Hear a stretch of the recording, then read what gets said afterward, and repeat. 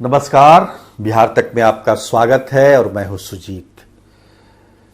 पहले ये खबर आई थी कि कांग्रेस के सभी सिटिंग विधायकों को फिर से टिकट मिल जाएगी, यानी कि 2020 में जो विधायक बने थे कांग्रेस की टिकट पर, उन्हें 2025 में भी फिर से चुनाव लड़ने का मौका मिलेगा। कांग्रेस के 19 विधायक हैं वर्तमान में,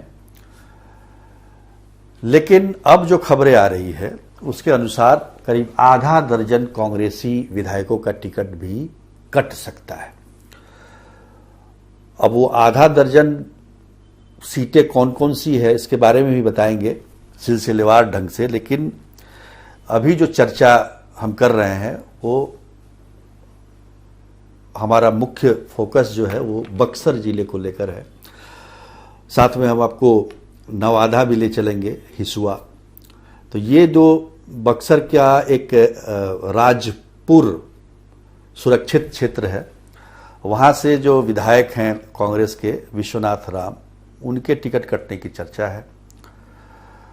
दूसरी तरफ नवादा के हिसुआ से नीतू कुमारी उर्फ नीतू सिंह, उनके भी टिकट कटने की चर्चा चल रही है, यानी कि ये माना जा रहा है कि इनका टिकट कट सकता है। ऐसे बहुत सारे और भी विधायक हैं कांग्रेस के, जैसा कि मैंने बताया 4-5 और होंगे जिसके बारे में चर्चा हम आगे करेंगे। देखिए, विश्वनाथ राम जो कि राजपुर सुरक्षित विधानसभा क्षेत्र बक्सर जिला का, वहाँ से विधायक हैं। 2020 में भारी बहुमत से जीते थे, 24,000 वोटों से उन्होंने संतोष कुमार निराला को हराया था, जो उस समय बिहार सरकार में मंत्री थे, जेडीयू के उम्मीदवार। उस हिसाब से देखा जाए तो उनका ये जो जीत जो है प्रचंड जीत के रूप में देखा जा सकता है। लेकिन 5 साल बीतते बीतते वो जीत जो है, जीत का रंग कहीं ना कहीं बेरंग हो गया है, और पार्टी को भी लगता है कि विश्वनाथ राम को अगर टिकट दिया जाएगा तो पार्टी फिर से वहां चुनाव जीत नहीं सकती है। अब देखिए, विश्वनाथ राम चूंकि पहले बीजेपी में ही थे वो, और 2015 का चुनाव बीजेपी के टिकट पर लड़ा था, लेकिन 2020 के चुनाव के एंड पहले उन्होंने कांग्रेस का दामन थाम लिया और देखिए कि भारी जीत भी मिल गई उनको। 2015 में संतोष निराला ने उनको भी 32,000 मतों से हराया था, विश्वनाथ राम को, जो कि बीजेपी की टिकट पर चुनाव लड़ रहे थे। आपको याद होगा कि उस समय जेडीयू महागठबंधन में था, इसलिए जेडीयू के उम्मीदवार संतोष निराला ने, उनको 84,000 के वोट के लगभग वोट आया था, और विश्वनाथ राम को 51,000। लेकिन 2020 आते आते मामला पलट गया। कांग्रेस के टिकट पर विश्वनाथ राम चुनाव जीत गए 24,000 मतों से। पर जीतने के बाद से ही विश्वनाथ राम को लेकर विवाद शुरू हो गया था। एक तो उनके चाचा जो थे बीजेपी के विधायक, 3 बार के विधायक राम नारायण राम, उनके पेंशन को लेकर एक मामला आया था। आरटीआई के तहत ये सूचना प्राप्त हुई थी कि उनकी पत्नी को पेंशन दिया जा रहा है, लेकिन वो पत्नी दरअसल विश्वनाथ राम की थी, जो कि वर्तमान में कांग्रेस के विधायक थे।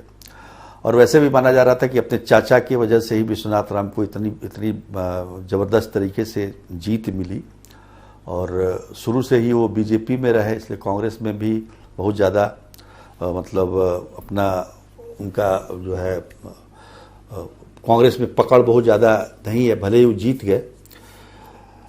पर एक घटना और भी है जिसको लेकर केवल विश्वनाथ राम ही जिम्मेदार नहीं है, बक्सर कांग्रेस, जिला कांग्रेस भी जिम्मेदार रही उसके लिए।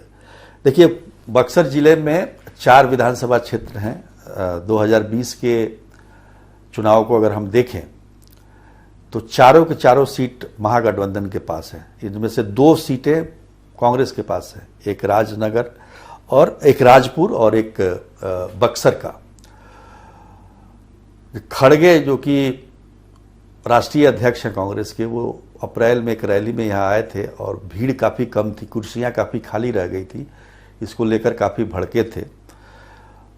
उस समय के कांग्रेस के जिला अध्यक्ष को तत्काल प्रभाव से निलंबित कर दिया गया था, उनको पद से हटा दिया गया था भीड़ कम होने की वजह से। लेकिन कहीं ना कहीं राजपुर और बक्सर के विधायक भी इसके लिए जिम्मेदार हैं। बक्सर के विधायक हैं संजय कुमार तिवारी उर्फ मुन्ना तिवारी, जो कि लगातार 2 बार से बक्सर के विधायक हैं। 2015 में भी चुनाव जीते थे 10,000 के वोट से, और 2020 में भी करीब 3800 वोट से वो बीजेपी के प्रत्याशी को हराने में सफल रहे।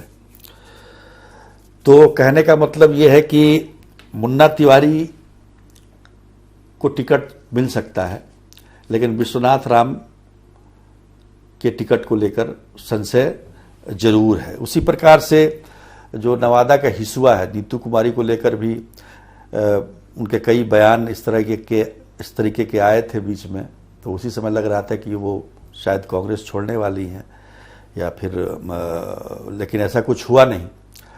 पर उनके भी उम्मीदवारी को लेकर संशय की स्थिति है, उनका भी टिकट कटने की कगार पर है। देखिए, नीतू कुमारी जो है वो स्वर्गीय आदित्य सिंह की बहू हैं, बड़ी बहू।